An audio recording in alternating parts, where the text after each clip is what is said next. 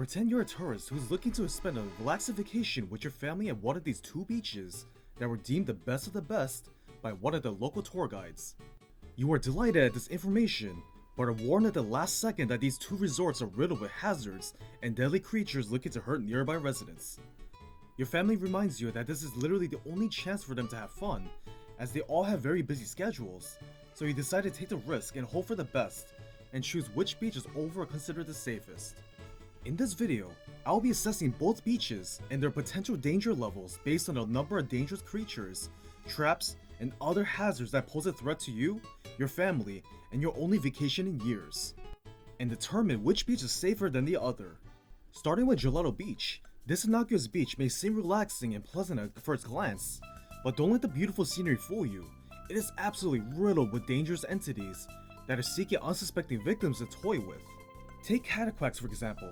These menaces are littered on the beach and are capable of launching anyone they meet up to 9 to 10 feet into the air. That is sure to horrendously injure anyone and damage your tailbone or head after landing from that height. Frail people are more likely to experience huge injuries. Aside from these quacks, you notice that there are little plant buds under the sand.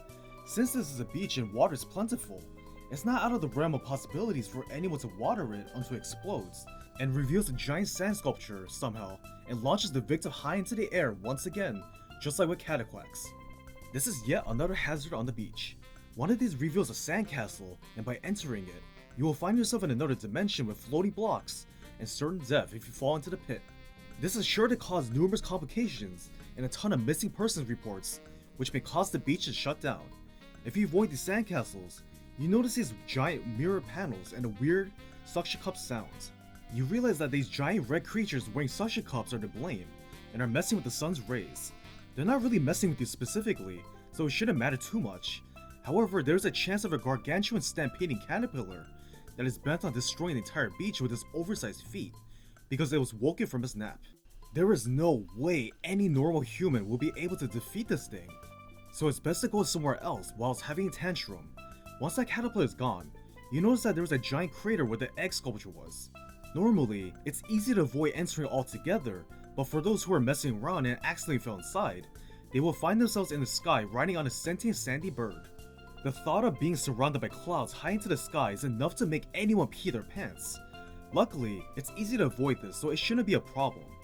If you're looking to take a refreshing swim in the crisp, clear water, beware of the giant fish who will stop at nothing to swallow your entire head and submerge you in the water.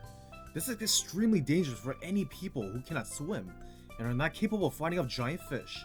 Avoid the water at all costs if these match your descriptions. Lastly, there are festivals taking place on the beach involving huge oversized watermelons that are probably 2 to 3 times the size of a normal human.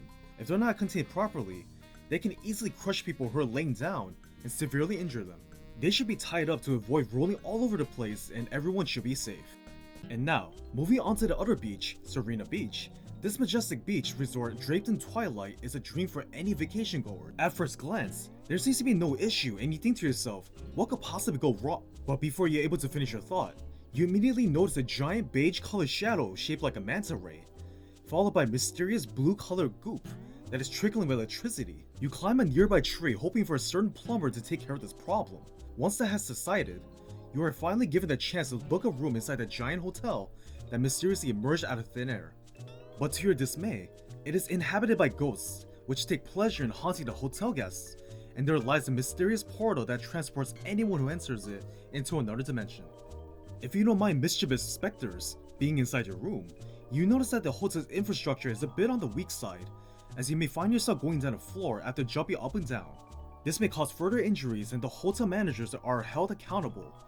The managers will try to distract you by showing you their prized possession, the giant casino, which is yet riddled with ghosts once again, and has yet another portal that teleports you to another dimension via pipe. Why do these places have these things anyways? If you visit the casino after closing hours, you will find yourself face to face with a giant ghost who is wearing a crown. You assume he is the king, and there's no way you would ever win.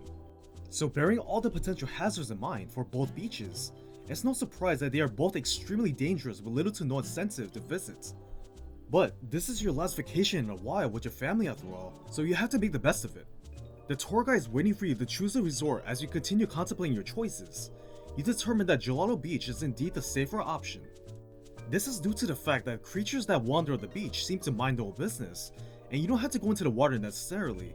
You can stay away from the plant buds and just stay in the little house on the beach and snack on a watermelon or two and enjoy the beautiful scenery. Serena Beach is much more hazardous due to the electrifying goop and relentless ghosts who are everywhere, making it almost impossible to enjoy your vacation. Overall, although both have their pros and cons, the moral of the story is just go anywhere but these two beaches, since there are much more better options out there with a high risk of death. With that being said, thank you for watching. Which beach do you think is more dangerous? And please like and subscribe for more videos like these.